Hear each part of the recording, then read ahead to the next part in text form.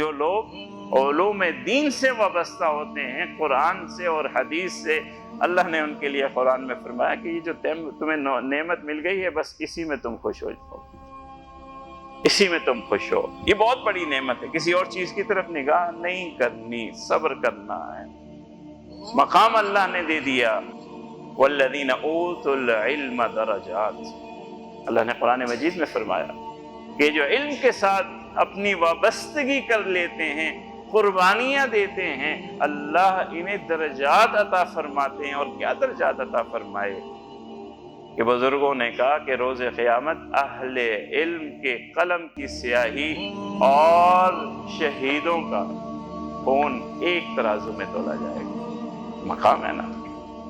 اور فرمایا کہ جب کوئی طالب علم، علم حدیث پڑھنے والا، علم قرآن پڑھنے والا، قرآن کو سمجھنے والا اپنی زندگی وقف کرتا ہے تو گویا کہ اس کا ایک ایک لمحہ اللہ کی راہ میں اس مجاہد کی طرح سے لکھا جا رہا ہے کہ جو اللہ کی راہ میں جہاد کر رہا ہے، ایک ایک لمحہ۔ یہ نظام اب آگے بڑھتا بڑھتا ہمارے معاشرے تک پہنچا، اور انہی صحابہ کی سنت یہ مدارس کے طلباء اور اساتذہ آج ادا کرتے ہیں۔ بہت سے لوگ کہتے ہیں کہ یہ کیوں صدقات اور زکوٰۃ پہ پڑے ہیں، یہ کیوں نہیں کمائی کرتے، کوئی کچھ نہیں سیکھتے۔ اللہ کے رسول صلی اللہ علیہ وسلم کے زمانے میں کہ اللہ کے رسول صلی اللہ علیہ وسلم کے پاس اگر کوئی مانگنے کو، پوچھنے کو، اپنی ضرورت پیش کرنے کے لیے آتا، ایک واقعہ بڑا مشہور ہے، آپ نے سنا ہے، ایک صحابی آیا، فرمایا کہ بہت تنگ دستی ہے، بہت تنگی ہے اللہ کے رسول۔ اللہ کے رسول نے پوچھا گھر میں کیا ہے؟ فرمایا کہ یہ 2 چیزیں ہیں، بس پورا گھر خالی ہے۔ فرمایا وہ دونوں لے آؤ۔ وہ 2 چیزیں جو گھر میں موجود تھی وہ بھی اس کی فروخت کر دی، اور اس سے ایک لکڑی اور دستہ بنا کے، کلہاڑی بنا کے اس کے ہاتھ میں حوالے کی، اور کہا کہ جاؤ جنگل سے لکڑیاں کاٹو، انہیں فروخت کرو بازار میں، اور 10 دن بعد میرے پاس آنا۔ یہ واقعہ ہے کہ نہیں؟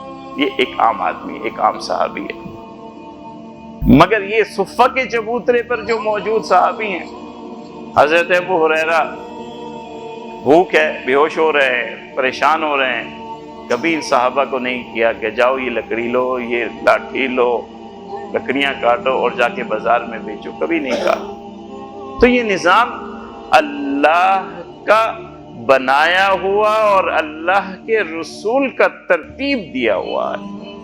اس زمانے میں بھی، صحابہ کے زمانے میں بھی، جب باقی صحابہ کو اللہ کے رسول یہ تلقین کرتے تھے کہ دینے والا ہاتھ بہتر ہے لینے والے ہاتھ سے، اور مت سوال کیا کرو اور جا کے مزدوری کیا کرو، یہ اصحاب صفہ مدارس میں اسی کیفیت میں موجود تھے۔